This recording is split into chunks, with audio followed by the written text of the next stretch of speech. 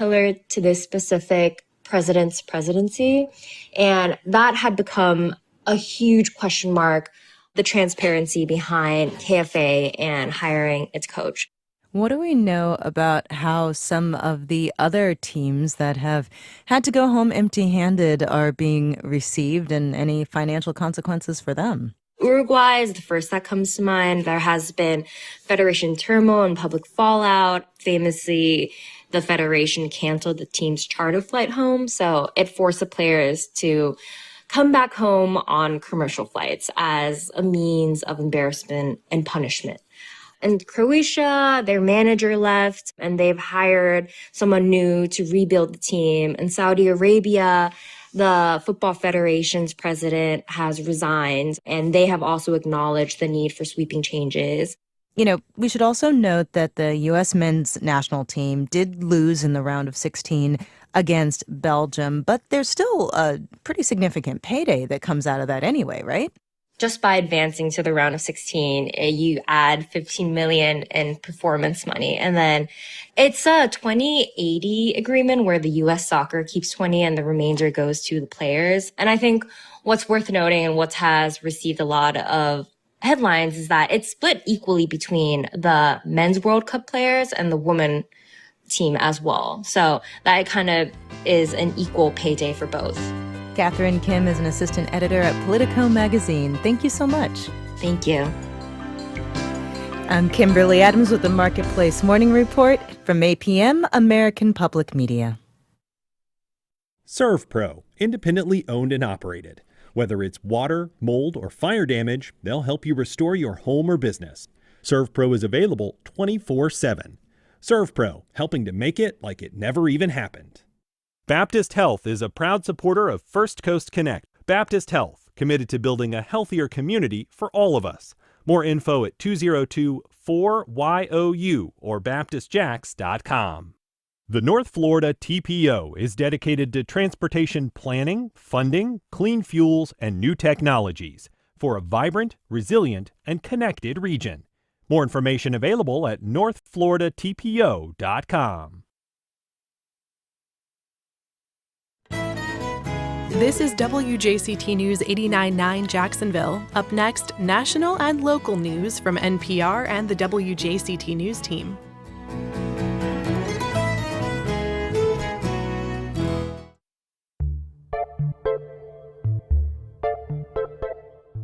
Good morning and welcome to First Coast Connect. I'm Ann Schindler. Today, thousands of acres are now on the fast track to development without community input. We discuss how the developers of Nocatee are leading the new St. Johns County land gold rush.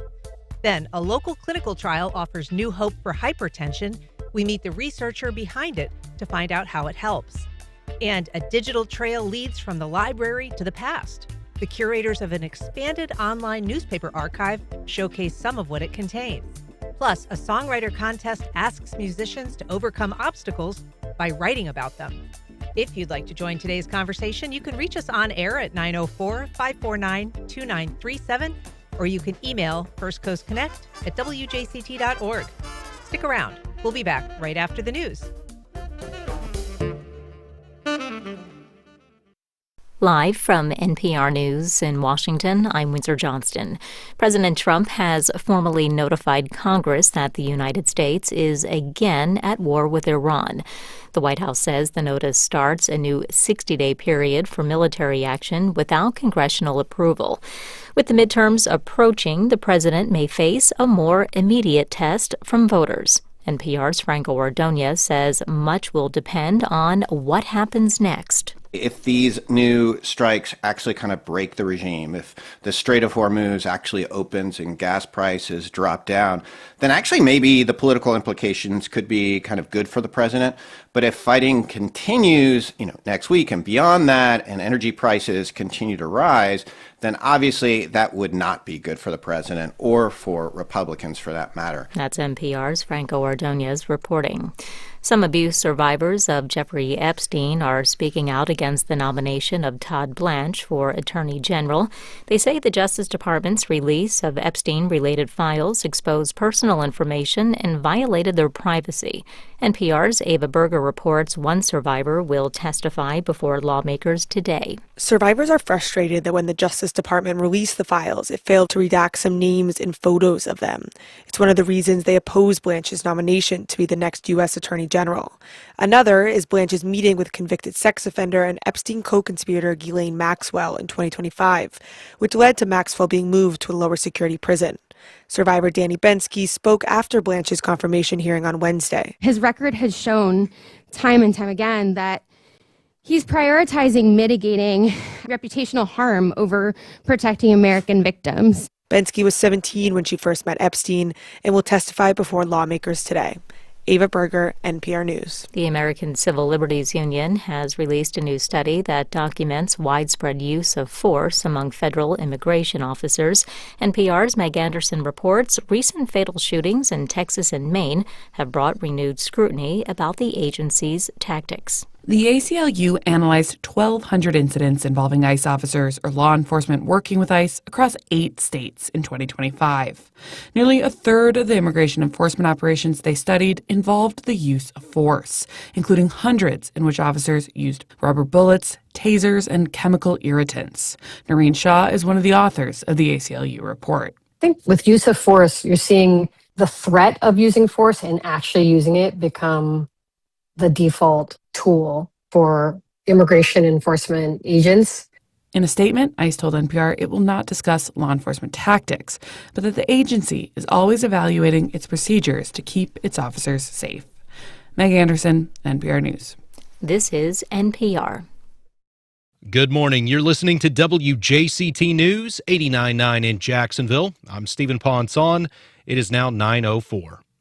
Monday is the last day to register to vote, change your party affiliation, or update your voter information in time to participate in the primary election set for August 18th. WJCT News 89.9's Dan Scanlon has more. Florida is a closed primary state. That means that only registered Democrats and Republicans can vote in their party's primary election. The 2026 primaries will also include nonpartisan judicial and school board races in which all voters can cast a ballot regardless of party affiliation. A special election is also set for August 18th to fill the vacancy created by the resignation of at-large Group 1 Jacksonville City Council member Terrence Freeman. Voter registration can be done at the Supervisor of Elections office on East Monroe Street downtown, at any public library, or online at duvalelections.gov. The website will also let you confirm your registration status, see a list of early voting sites, and find the location of your election day precinct. Or if you'd prefer, you can call the Duval County Elections Office at 904-255-8683. Dan Scanlon, WJCT News 89.9. It's going to be hot and humid today here in Northeast Florida. Temperatures right now in the upper 70s to lower 80s in Jacksonville. Highs are expected to reach the low to mid 90s later on this afternoon. Heat index values will likely remain just below the level for a heat advisory. We do have the chance for inland scattered showers this afternoon and evening. Any rain will end after sunset. Lows overnight in the mid to upper 70s.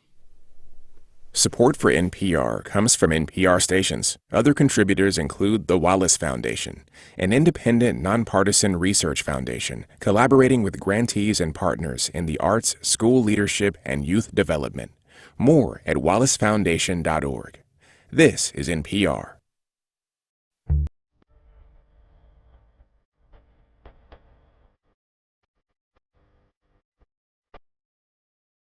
Support for First Coast Connect is provided in part by Baptist Health and North Florida TPO. Another Nocatee? Not quite, but thousands of acres of new development could soon be coming to St. Johns County, regardless of what residents or local lawmakers want. Welcome to First Coast Connect this Thursday. I'm Ann Schindler. Today, a new state law that opens the door to rapidly transforming farmland into single-family homes. Later in the program, a local clinical trial offers relief for hypertension, and the Jacksonville Public Library expands its digital database to include more historic First Coast publications. But first, just hours after a state law took effect offering a fast track to residential development, 4 new projects were already in the works. Here to discuss what it means for the growth-strained region is Stuart Korfage. He's managing editor at the Jacksonville Business Journal. Stuart, welcome back. Thanks for being here. Thank you. We're also joined with some political perspective on this story by Jacksonville Today's St. Johns County reporter, Noah Hertz. Good morning, Noah. Thanks for having me, Ann.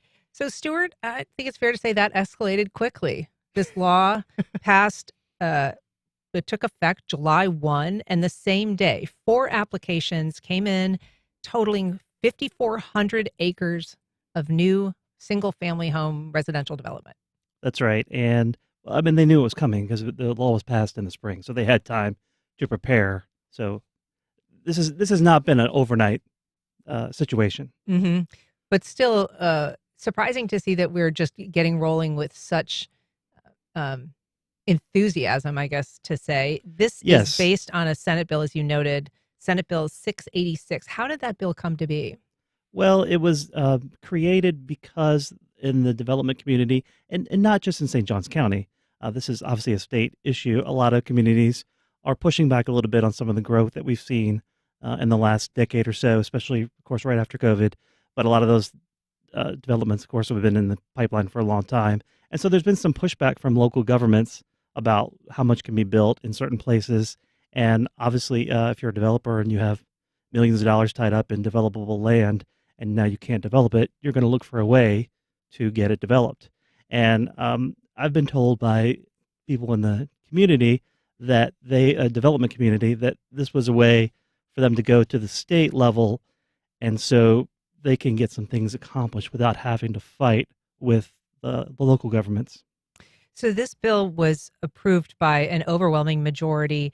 The Senate approved it 34-2 in February. The House approved it 90-20 back in March, but it was sponsored by a home builder from Ocala named Senator Stan McClain. And it is part of a broader pattern, as you suggest, state preemption of local land use. And that's something that you've reported on. In 2023, there was something called the Live Local Act, and that was essentially kind of also removing the right of local communities to decide or to weigh in on a development, but it had an affordable housing element. That was sort of like, if it's an affordable housing project, we're going to remove all of these roadblocks and basically make approval a fait accompli. It's sort of a done deal. That's right. And I think that was added in a lot of ways, I think, to make it more palatable to people. They say, oh my gosh, they're going to do all these developments. Well, at least it's for things that we can actually afford, right? Although if you look around at how much has been built, it hasn't had quite the effect that a lot of people would like to have had it. If you see, there just simply haven't been a lot of developments that have happened through that. So what qualifies under this bill for this fast track development? What kind of properties? So there's a list of criteria that developer would have to meet. In general, they say agricultural land. That doesn't mean family farms, really. What it mostly is going to mean is silviculture, timberland. And it has to be adjacent to other property that has been already developed. I think 75%, I think, is the number they use. And the idea is that you'll create more infill development rather than some of these far out sprawl type of developments. And that's one of the reasons why that they decided to do it that way. And so it makes sense in some ways, right? Because it's like, well, you have this neighborhood right here. Why not go ahead and develop the land that's right next to it? So out of the projects that have been submitted, one is particularly large, and I want to talk more about that. But Noah, first, Stuart alluded to the fact that there has been pushback on the local level, and this is something that has been driving not just political conversations, but the conversations of everyday people. It is their experience that this county in particular is experiencing growth that is untenable. And I don't think, that is not an uncommon line of thought among people in St. Johns County, especially considering, St. Johns County experienced historic, very, very large growth over the course of the last decade. Now, I would say that when it comes to the political side of things, the slowing the growth down has been the topic du jour for the last couple of elections, because you have had candidates specifically running on I want things to stop growing at the pace that they are. A big talking point ends up being infrastructure a lot of the time, that the growth has outpaced what the infrastructure is able to support, whether that's roads, whether that's schools. And so last election in 2024, at least at the local level on the St. Johns County Commission, was definitely seen by some as kind of a referendum on that growth. 2 candidates were elected to the county commission who pretty explicitly ran on campaigns of trying to slow that growth down. Now, a lot of the folks in the very vocal anti-development or pro-slow the growth, I guess you could say, community have argued that one of those commissioners who was elected, Clay Murphy, has maybe not lived up to some of those campaign promises, but this has continued to be a topic going into this current election. I mean, SBS 686 has specifically been a talking point among a handful of different folks who are running for office or folks who are currently in office and running for another seat. But to Stuart's point about Tallahassee coming in and trying to kind of preempt some of this, I went back when I was doing some more research on this bill to a conversation among the St. Johns County commissioners back in, I believe, April, when they were talking about this bill. And County Commissioner Christian Whitehurst made the argument that the reason Tallahassee passes preemption bills like this, or hears them to begin with, is because of resistance at the local level to development at any cost. Mm-hmm. And so the argument he was making, which was maybe not met as favorably by some of the folks on the county commission who are a little more skeptical of growth, was that, Tallahassee is going to come in if we just blanket say, no growth, slow the growth, stop it. He's like, this is what happens. This is what happens, exactly. So this particular project is by the developers of Nocatee, and it's adjacent essentially to Nocatee. That is a property and a development that really has changed the face of development in St. Johns County, Stuart. It's larger than St. Augustine. It has really transformed the whole northern portion of the county. But they also own other properties. This is the Davis family. They're the founders of Winn-Dixie. They own D-Dot Ranch, which is sort of this sprawling family estate of 20,000 acres. Nocatee, which is a 14,000-acre master planned community. They own E-Town, developed that, 1,500 acres. Everrange, another 1,000 acres. And this would be essentially 4,500 acres on the west side of the Intracoastal, north of Nocatee, and kind of adjacent to Jacksonville. I think what's interesting there too is that they're also developing in Jacksonville more than 10,000 acres north of the county line. And so this entire property, when taken together, is significant. Yes. And although what's interesting, and I was talking to somebody about it the other day, it's not, if they do end up getting this, it would not be as intense as some of these other things that are in the pipeline because of the adjacent land.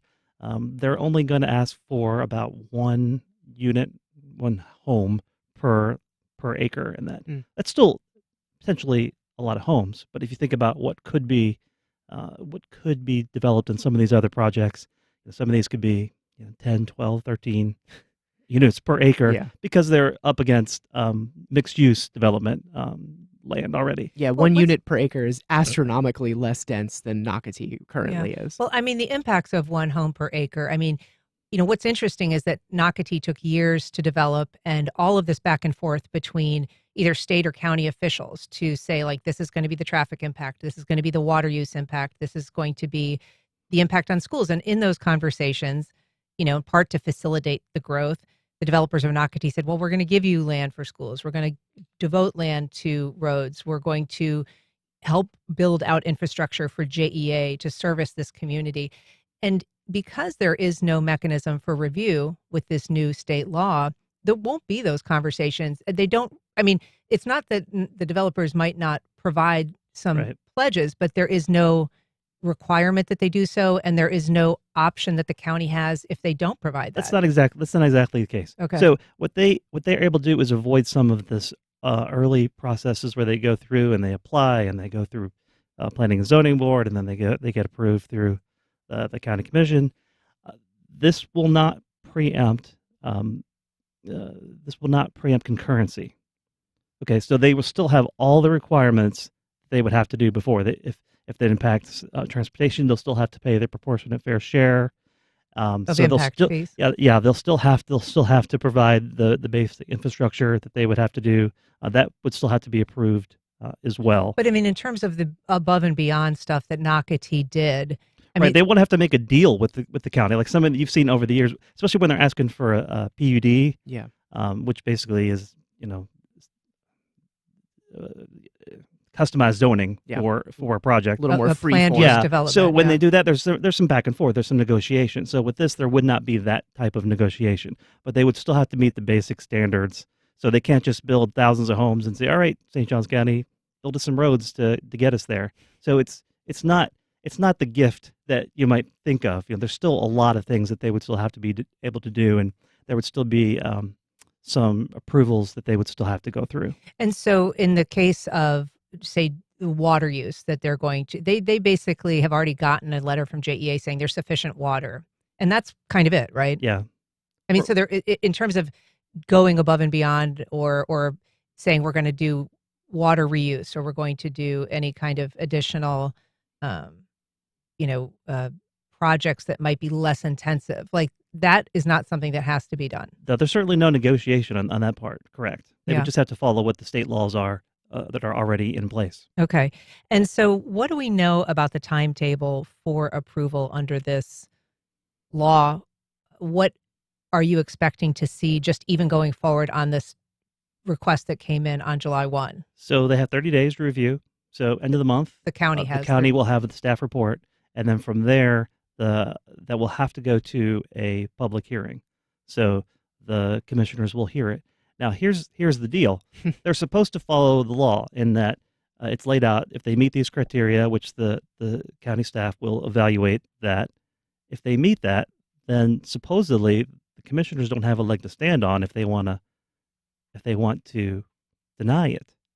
Of course, that's not necessarily the case. They can certainly say, no, we think this and we don't agree with the way that's done. So That might invite some litigation. the people who are applying for this are already expecting that it's going to be denied, and they're going to have to fight this in circuit court. I mean, we don't know what kind of leg they might even propose to stand on the county if they were going to try to deny it. Again, this is a new law. Yeah. Yeah. So there's no such thing as a cut and dry law, is there? No, I want to ask you because public hearings, you've sat through many of them, when they come to developments like this can be very long. They can Yeah. be very contentious.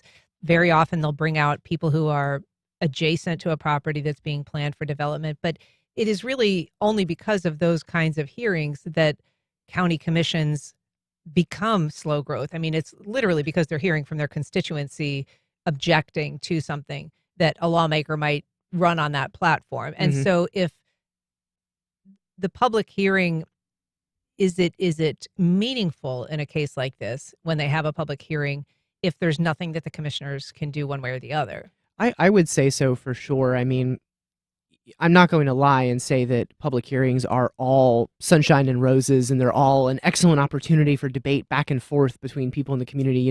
9 times out of 10 at public hearings, it is purely a sounding board. It is not an opportunity for the elected officials, in this case the county commissioners, to really have a dialogue with residents. It is an opportunity for residents to get up. They get their 3 minutes and nothing more than that, unless they have managed to convince other people to let them make a presentation and that kind of thing.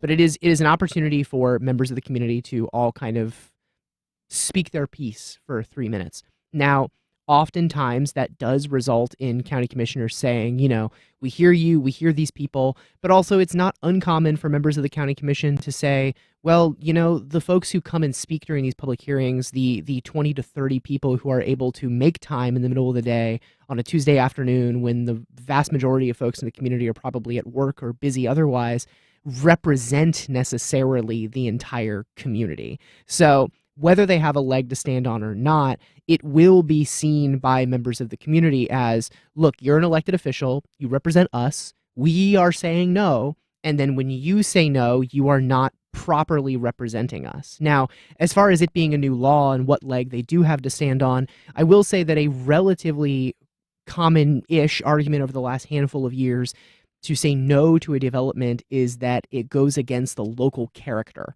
To say that maybe 4,000 new homes adjacent to Nocatee in this agricultural area goes against the local character, the local flavor, the rural character of St. John's. This law wouldn't allow that, though. A new law, well, I was going to say, regardless of that, another law went through Tallahassee this past legislative session that kind of requires a lot stricter reasoning for things and does not allow a local government to just go, it goes against our local character. Or it requires very specific quantitative things that local governments can point to say that this is against our local character. So that might not even be a leg to stand on anymore either. If you're just joining us, we are talking about how a new state law is opening up agricultural lands to fast-track residential development. We're talking to Jacksonville Business Journal managing editor Stuart Corfage and Jacksonville Today St. Johns County reporter Noah Hertz. You can join the conversation on air by calling 904-549-2937 or emailing firstcoastconnect@wjct.org. We have a message. We've got a call from Matt in St. Augustine. Good morning, Matt. Go ahead. Good morning. Thank you. I want to mention the amount of land that y'all mentioned earlier in the agricultural zone land that's being used to build these large developments.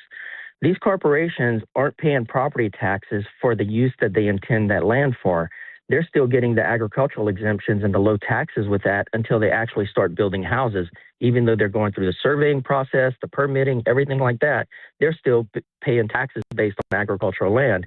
There's a nearly 90-acre tract that a developer is paying a little over $2,000 a year for property taxes, whereas someone that owns an empty lot in the same area, less than a quarter of a mile away, they're paying $1,000 a year for an empty lot.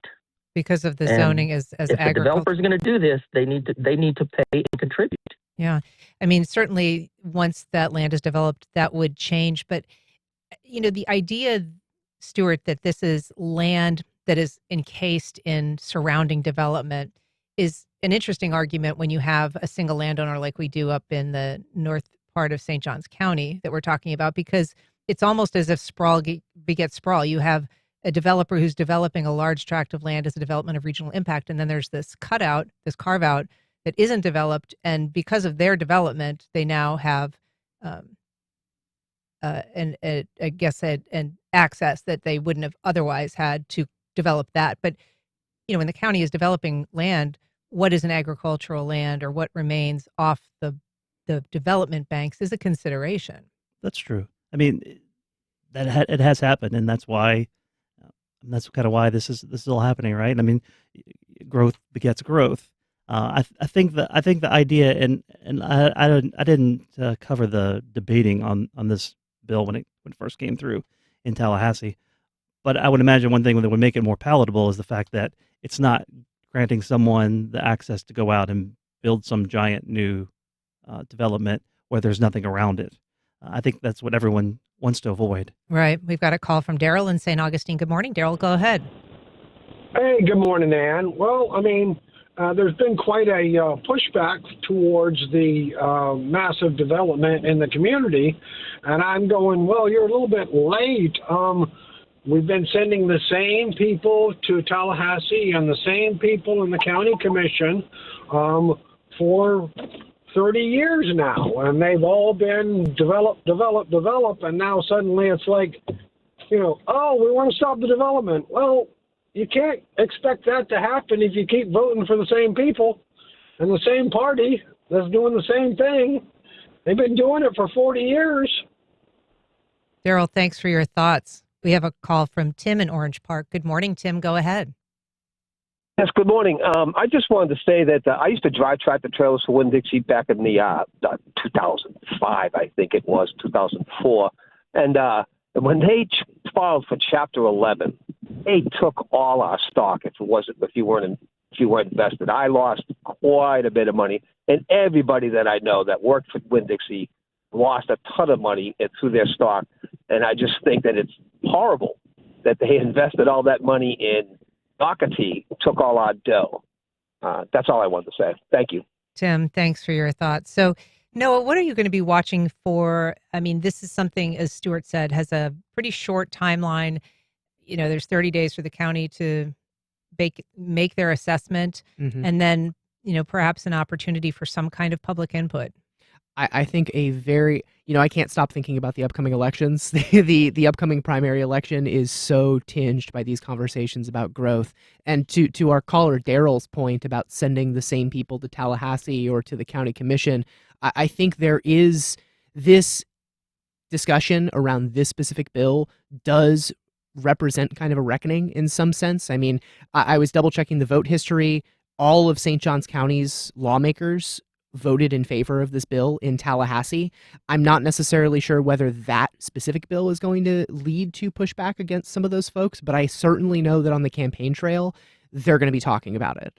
Stuart, just briefly, there's something in the world of land development rights called the Burt-Harris Act, and that basically allows for landowners to sue if they feel like the government action is resulting in what's called a taking, basically usurping their right to develop their land to the highest and best use as they see fit. Is it possible that something like this that creates kind of an easier path for certain developments under certain conditions would prompt other lawmakers who aren't privy to that to sue under Burt-Harris to say, why aren't I getting, and perhaps lead to an expansion of these kind of fast-track developments?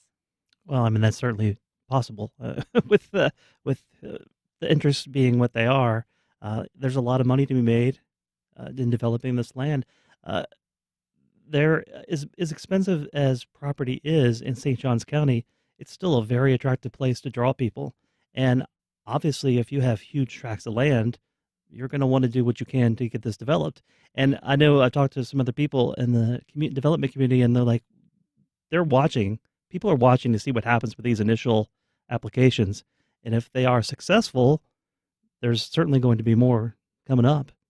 Yeah. Well, something to pay attention to in election season. Noah, I know that you're going to be covering a lot of these races for Jacksonville today. You've got a voter guide that is going to be coming out in the near future, I think probably closer to August. Yep, by the end of the month is the goal. So knock on wood that will all work out okay, but definitely watch jaxtoday.org because we will have a pretty sprawling and expansive voter guide that'll have information about all of the candidates in all of the local races, or at least as many of them as we can get. Yeah. Well, we've got a link to Stuart Corfash's excellent reporting in the Jacksonville Business Journal. Stuart, thanks for being here today. Thank you.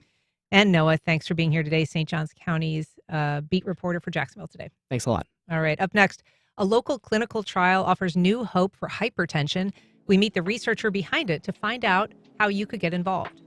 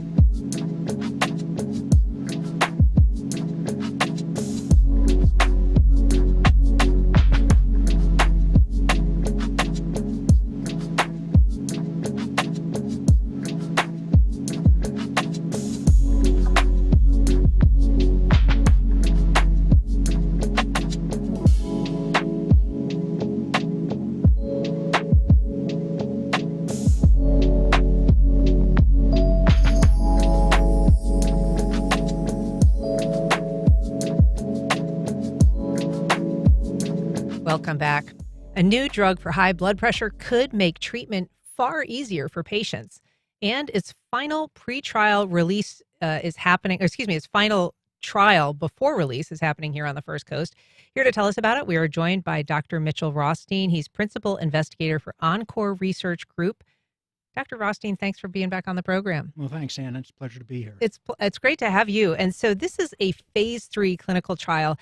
As I kind of tangled there at the beginning, that's really sort of the last step of research before something becomes publicly available, if it is going to become publicly available. That's true. And so what has already been done in terms of research on this medication? So as you know, drug development is a long and expensive process. We go through trials in vitro, then in vivo animal trials, and then the first human trials, the phase 1 trials occur, and they're mostly designed to look for safety markers and tolerance in patients.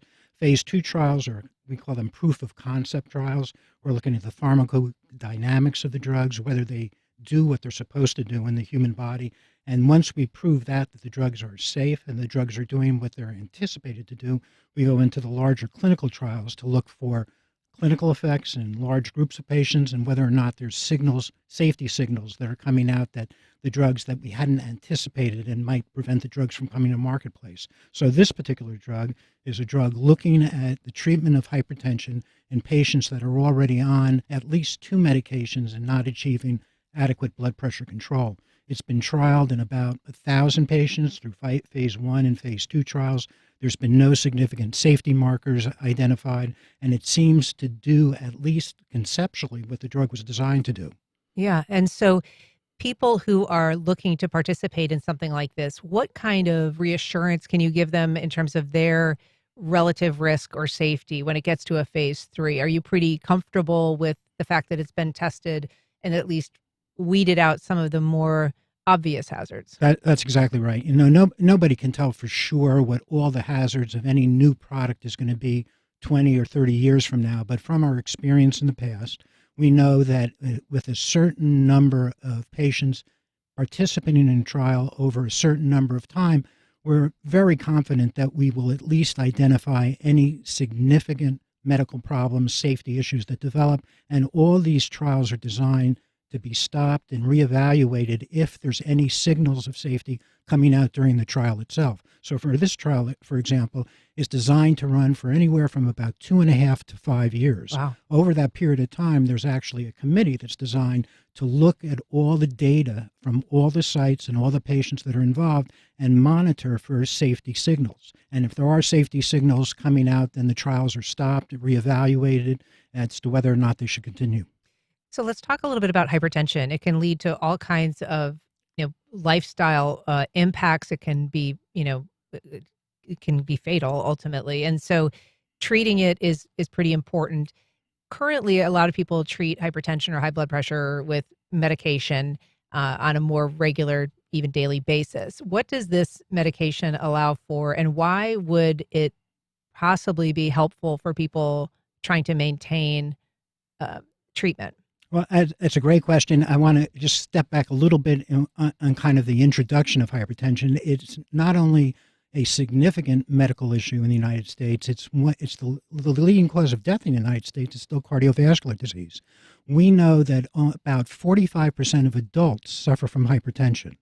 If you have hypertension, the chance that you'll be controlled on the medications that we're currently using, which are good medications, is only about 50%. So you think about that people that are known to have hypertension, only half of them are even getting their hypertension under control. And those are the ones that know they have hypertension. Wow. It's a silent killer. If the first sign that you have hypertension can be a stroke or a heart attack. So there's lots of people walking around that have high blood pressure. They may know they have it. They may be taking medication, but 50% of them aren't controlled to what we need, what the numbers need to be in order to reduce the risk of a bad cardiovascular outcome. So that's how this trial is actually designed.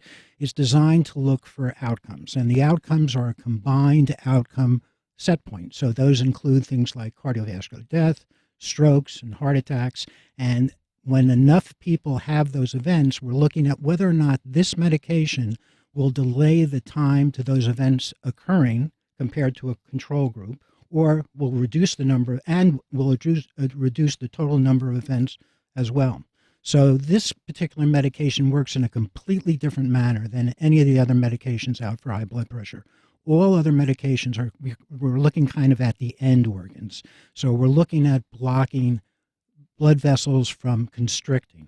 We're looking at blocking certain vasopressor molecules from making those blood vessels constrict. Where we're looking at reducing the blood volume through diuretics in the kidney, which, when you think about it, if the kidney's dumping more fluid out of your body, the kidney's seeing less blood pressure, and then it's kind of wanting more blood pressure to help itself.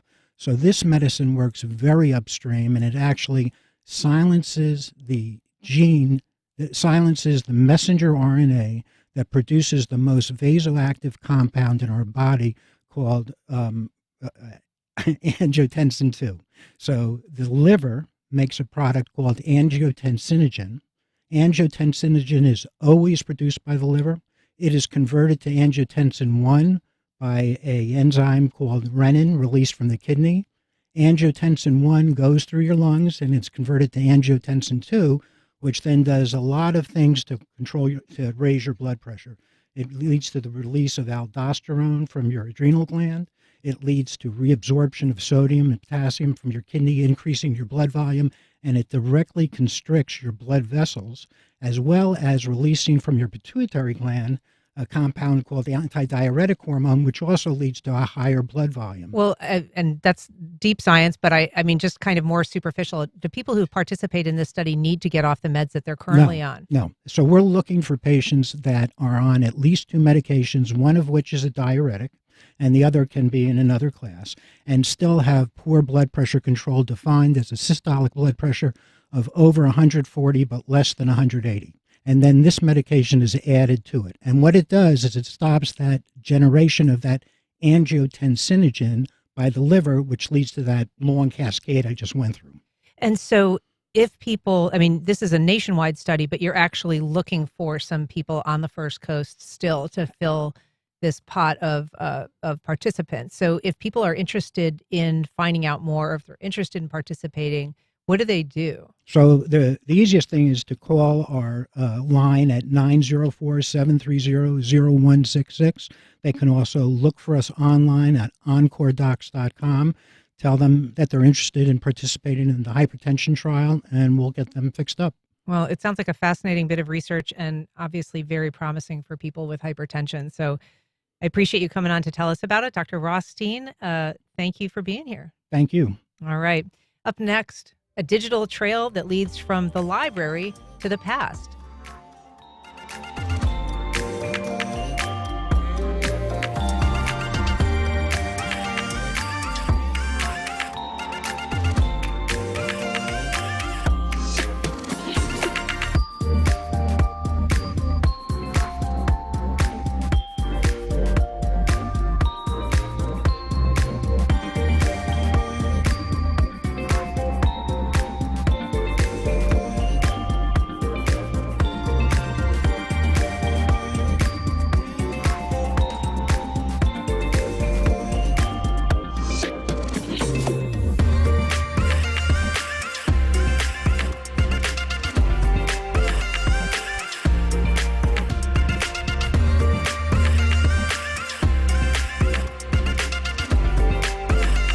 Welcome back. An expanded online newspaper collection in the Jacksonville Public Library's digital archive showcases regional history from the seismic to the prosaic. Here to tell us how it all came together, I am joined by Jacksonville Public Library Special Collections Librarian Claire Manos. Claire, thanks for being here. Happy to be here. Thank you for having me. And Tatiana Brash. Tatiana, thanks for being here. Thank you for inviting us. So obviously the library has a digital archive. We've had you on before even talking about certain elements of the special collections. What is different about this historic newspaper section and how it's expanding? It's truly access.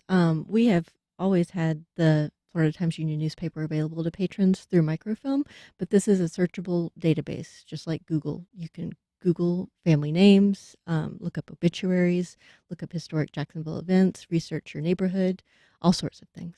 So you don't necessarily have to go in looking for topics, perhaps. You can really key in on specific names, specific events, and it makes it much more searchable. Yes. Yeah. You can narrow down specific, if you're looking, like, let me see what the newspaper was on September 17th. 1975. You can go directly to that and look at the headlines, or you can search a specific topic. And certain key terms you can use, just family names. You can go from schools, neighborhoods, local businesses. All those terms will pull up some type of record in our archive. Yeah. And so, I mean, first of all, who is your audience on this, do you think? Who does it appeal to? We talk about expanding the newspaper archive, and obviously there's historical value in that, but it's also, a lot of people are not consuming newspapers, even kind of the real thing these days. How do you encourage people to explore a digital version of a product that they may not be consuming in real time? I would say I wouldn't limit the limit it to a specific age group because it's kind of for anybody who's doing any type of research. So if you just wanted just a quick look into the past, like what happened on this day 20 years ago, this database is great for that. Also, we've getting a lot of research requests on like obituaries. So people who are looking for loved ones who they just can't quite remember like when they passed away or what church held the services. So it's limitless, honestly.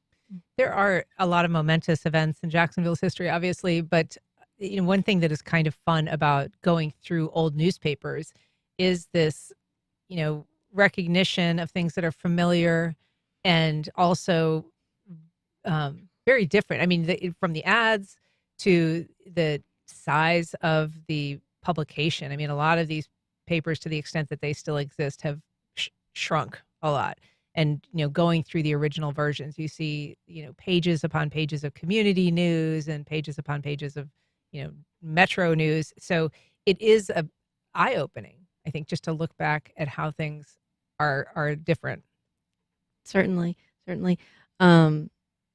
Just how sports events and Jacksonville history played out over time. And I agree how much the social section has shifted over time. And so-and-so's visiting such and such person. And that's the way people, too, can trace kind of how their ancestors traveled about through Jacksonville and partook in Jacksonville history. So what are the Jacksonville publications that are, you mentioned the Florida Times-Union. I think that's one that, I've certainly used the digital archive for that as well. But what else is included? And tell us a little bit about what other papers you might be looking to add to the collection. So it also includes the Jacksonville Journal. And the Beaches Leader. And the Beaches Leader. Mm-hmm. And going back how far? Okay, so the Beaches Leader, it goes from 1963 all the way up to today. And then the Jacksonville Journal goes from 1901 to 1988. What is the process of digitizing these newspapers? Is this something that you currently have like in a paper archive and you're sort of going through and doing this by hand? What is the mechanism for getting them online and searchable like this? So we do have we do have a digitization department within the library, and we do digitize things within our collections. The newspapers through this database are done through the News Bank organization. So they have already done the work for us. We're just providing it for our customers. What are they doing? Are they using your archive, for instance, or do they have some other special access? I don't know that they have special access, but we're more using their archive. Mm-hmm. Is really the way to properly say it is we're using the News Bank archive. I gotcha. And so what is the status of like a paper archive that you guys maintain? Because I seem to recall that there was a large clippings archive that the Times-Union had, Yes. and I think that they gave that to the library. We do. We have the Times-Union. We have the physical archive as well. Mm-hmm. Okay. Yes. And then is that a duplication of kind of your microfilm and microfiche? People may not even remember those terms, but those are, I think, prints of entire editions of newspapers. It is a duplication in a way. The database and the physical archive speak to each other and help each other. So while the database itself is searchable online, the physical files are all organized based on subject and biography. So let's say you're looking for a particular topic. It's quite easy to come visit the library and say, I would like all of the clippings from this topic related to Jacksonville. Let's say it's sports at Stanton High School, and we can pull the clipped articles from the shelf. So. And often, sometimes we'll get requests where somebody has found the article, but they just want a better version of it. So we're able to go to our collections and pull the same one and get them a better looking copy. I seem to remember a few years ago, or perhaps more recently than that, that the library had gotten a grant to expand its African American archives. And obviously there's, a couple of very significant publications in Jacksonville, the Florida Star, the Jacksonville Free Press, that are traditional Black papers. Are those part of this digital archive? Are they something that the library is eyeing to make part of this archive? What is available currently? We do have the Florida Star, and we do have a couple of African American collections. Is it a part of the database? We have other historic African American newspapers in a different database. Yes. Not necessarily this one. We have the Florida Star on microfilm, and I believe elements of the Florida Star are available in this current database. It kind of depends on how they appeared in conjunction with the Times Union and how it was kind of published. Mhm. So there are elements of the Florida Star that is somewhat searchable in the new database, but it kind of varies depending on how the newspaper did things. And so is the library, or is it more like the news bank that would be pursuing additional titles or additional publications to expand the collection? As the library, we are always looking to expand the collection and pursuing other titles, and we are always working towards that. Yeah. And so if people are interested in looking through the archive, I mean, first of all, how do people, do you have to be a library card holder to access it, or can you access it online without that? You can access it online with your library card, or you can come into special collections and we can help you access. But it is something people can get to at home with their library card and not have to come in. Once they have a library card? Yes. Okay. And so once you have the library card, how accessible is it? Like, how easy is it? And who is using the system? It's really simple. Just go to our webpage, and if you scroll down to special collections, you'll see that it'll say Florida Times Union database, and all you have to do is plug in your library card number and your PIN that's associated with it, and then from there, just start your research. As far as who, we can even go all the way to say somebody in Boston wanted access to it. She didn't have a library card, but we were able to pull a couple articles for her and get it up to them. Mm-hmm. Have you found anything in particular that was especially interesting to you in this new database? Oh, it's all interesting. So many things. Well, I guess yesterday we were doing some research on like some special people who have come to Jacksonville, and we noticed that Michael Jackson came in 1963. Oh, wow. And then also, 84. He came in 84, didn't he? In 1984. Mm-hmm. And then Rolling Stone was 1963. Mm-hmm. Excellent. Well, we looked up too. We were trying to find something for y'all for WJCT, and because we found where they were building the tower for the radio station and for the television station. Piece of local history Back in the 40s. Well, thanks so much for coming on to talk about it today, Claire Manos, Tatiana Brash. Thank you for being here. Really appreciate it. Thank you for inviting us. All right, up next, a songwriter contest asks musicians to overcome obstacles by writing about them.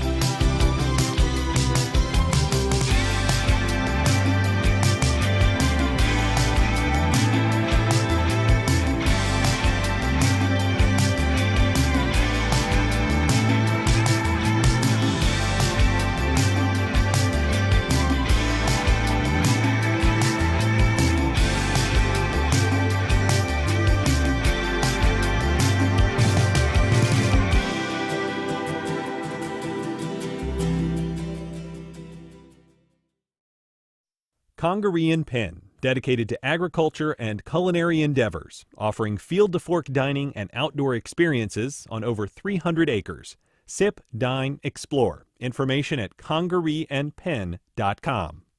Terrell Hogan Law. I'm Wayne Hogan. Highway, hospital, home, work. Where injuries happen can make a difference in the law and the outcome. More at terrellhoganlaw.com. A year ago, WJCT Public Media lost nearly $2 million in annual public funding. The journalism you trust is still here. The educational resources that serve families and classrooms across our region are still here. Why? Because this community stepped up. The best chapter of WJCT Public Media is not behind us. It's the one we're about to write together. Help us continue the next chapter at wjct.org/future. I'm Peter O'Dowd. Most everyone knows the internet isn't a particularly private place, but your data isn't just vulnerable to prying eyes. It's for sale, and the government is buying it up to keep an eye on you. Apps that you're using are collecting your location data and selling it to these data brokers, and then ICE is buying a ton of that every day. That's next time, here and now. Today at 1 on WJCT News 89.9.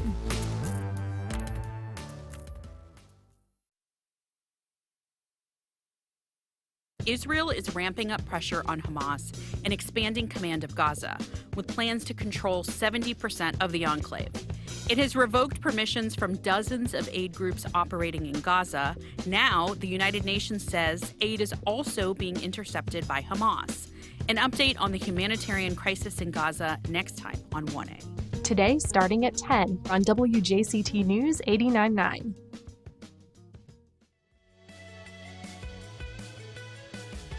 Welcome back. A local songwriting competition invites songwriters to perform original pieces inspired by a theme. And in this case, the theme is stumbling blocks. Here to tell us about it is the host of the competition, Joyce Wharton. She is a local musician and songwriter. Joyce, thanks for being here. Thank you so much for having me. So you are the host of the Inkwell Art Bar Songwriters Competition. This is up in Fernandina. And, you know, a lot of writers generally wrestle with writer's block. I think it's funny that you have picked obstacles as a theme. It could, you fear it could become almost a self-fulfilling prophecy. Oh, no. Well, what we try to do is we try to keep topics broad. And that way people can just draw from all different types of experiences that they may have. It might be a positive obstacle that they've overcome in order to get somewhere, or something that negatively affected them or something like that. But what we try to do is, if we put a theme out there, and then they have about 3 months to write the song. Oh, okay. And so it helps to promote them to write a new song instead of pulling a song from before. Yeah. So if you didn't have a new topic, then you might just go back to your library. But we like to promote new songs. And we have collaboration between the people who come to our open mic and new people who have never written songs before. I mean, part of the goal of this competition, I mean, correct me if I'm wrong, is to sort of seed creativity, but also to get people out and performing and participating, because you can participate in the songwriting contest, but part of the path to get there is being someone participating in the open mic. Absolutely, absolutely. Yes, we have a thing where you have to be at the Thursday night open mic at least 3 times within the contest period, which is a 3-month period. We'll have one every quarter. So we'll draw a new topic on Monday night after the or during the competition sometime, and then they'll have 3 months in order to get their 3 attendances in, and to support the other musicians who were there, and it breeds collaboration. I have people from St. Mary's and from Jacksonville who are coming to perform in this competition. So. And this competition, as you said, is July 20th. And so this is sort of the culmination of this 3-month period and the performances that led to it. It's on that Monday at the Inkwell Art Bar in Fernandina Beach. But in terms of, I mean, as a performer, you've been around for a while. You've also done this kind of thing, hosting events that are competitive in nature. Oh, absolutely, absolutely. Yeah, we started. I moved to Fernandina in '98, and we kind of started the songwriting competitions at an old the Florida House Inn, and the old owner. He wanted to learn how to play banjo, so invited a bunch of people down to kind of play with him in his living room, and that led to an open mic, and that led to a songwriting competition back in the 2000s, like 2010 to 2015 or so. I think we were doing it, and so I'm kind of taking that format and bringing it to the Inkwell to do the old school kind of. Yeah, and what kind of reaction have you gotten? What kind of participation do you get? Oh, I've got about 20 entrants for this. We'll have a 3-panel judging. 3 judges will judge the songs for lyrical content, structure, and musical structure, and that sort of thing.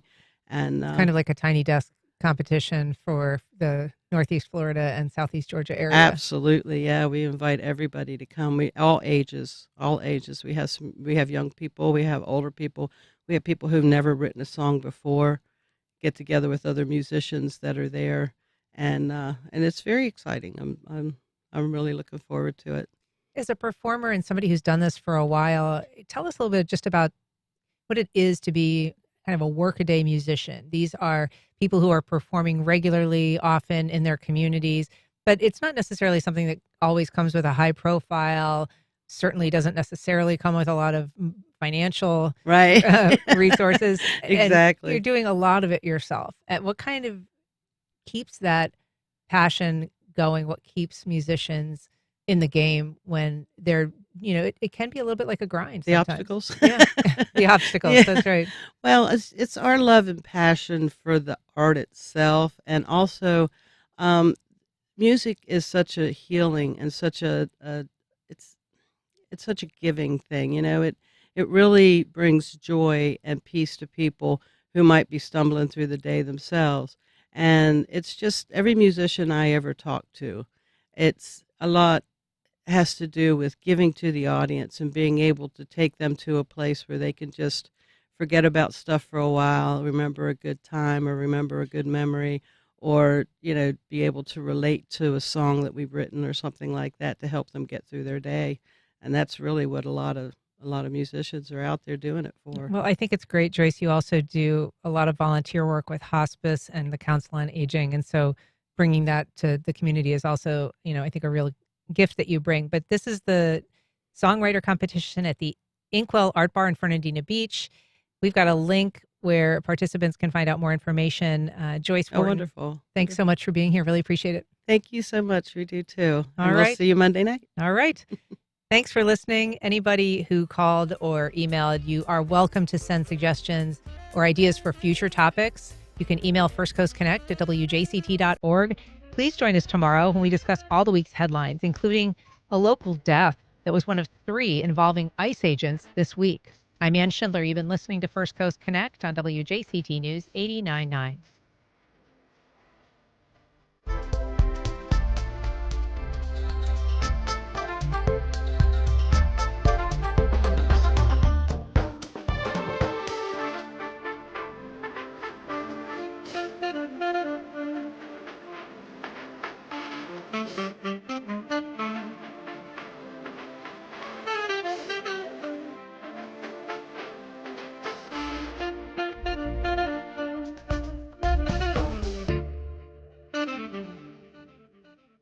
Support for First Coast Connect is provided by Baptist Health and the North Florida TPO.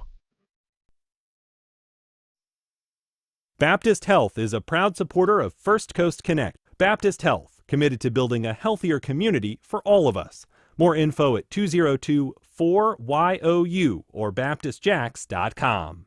The North Florida TPO is committed to shaping our transportation future.